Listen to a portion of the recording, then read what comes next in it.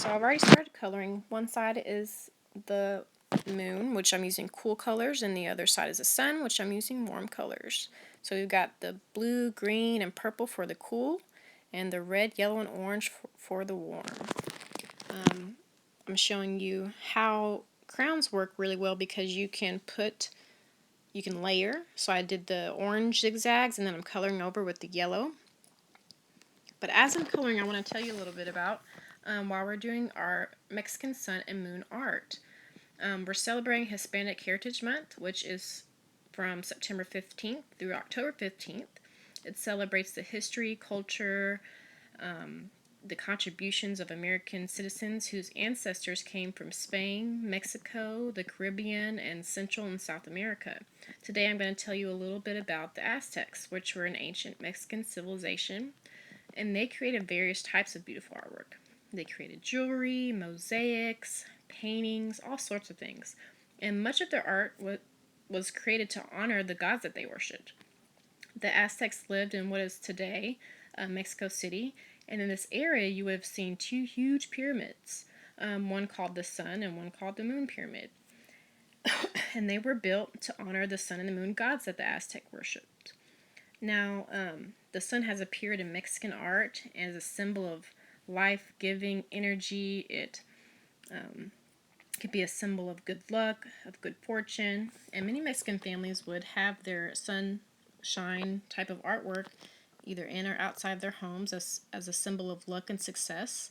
The sun is a positive energy with lots of like spring festivals that would take place and celebrate like the rebirth of this positive energy and that flows through the springtime.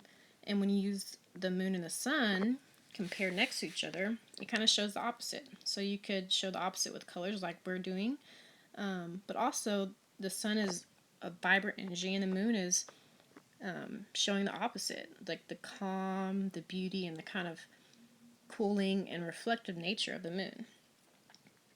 So we're going to create that in our artwork. So you want to make sure that you watch the video links that I provided within the lesson so that you can learn more about the history and the culture behind our lesson that we're doing. Also, after you're done, before you submit it, make sure that you tried your best. Make sure you have good craftsmanship where it looks nice and neat. That you followed the directions. So we are doing a sun and a moon drawing. You can use whatever materials you have on hand. If you don't have anything to color with and you just have a pencil, think about adding details like different type of lines and shapes. You could even color with your pencil where that's called shading. So you can press really light and then you press harder and then you press harder to get the darkest value. So that's our value scale we created before. And if you are using crayons, think about varying that texture and creating different values like I'm doing. So I'm pressing hard right here with this yellow. You can press light. It'll create a lighter value of yellow. Okay, I have finished coloring, and whenever you're done, I hope you have a masterpiece that you're happy with. If not, you can always go back and add more details. So that's what I'm going to do. In this yellow, I really want some more orange. I'm going to add some horizontal lines.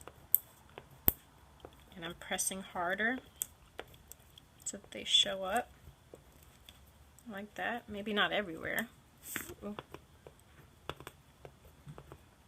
So this is the cool part about maybe some wavy lines. About using crayons instead of markers is you can add all these cool details. I also like this color, so I'm going to add that to the outside of my triangles, kind of pushing a little harder so that they pop out. It's going to actually make the triangles look a little bit more 3D too, because anything that's closer appears lighter and farther back appears darker. So I'm going to do that to the rest of my triangles. Also, you can think about color mixing like I did here. I used two different type of blues. Maybe along this green I want to add like a lighter green. This is a lighter green on this towards the center.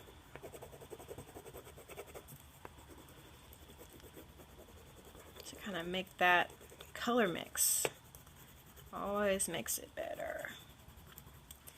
I'm going to get that darker green and go around the edge to kind of really hard, pressing firm. I think that's going to give it, wow, that looks cool. It's going to spice it up even more. So think about doing some of that. That's going to get you some extra points, and definitely make sure you get 100 if you do something like that. And not just color it any old way, not thinking about where you're laying colors. Try your best. I think I'm going to do that over here too. Right along the edge. I could even go and do more, but I think I'm happy with my artwork. And just take a picture of your artwork and submit it for a grade.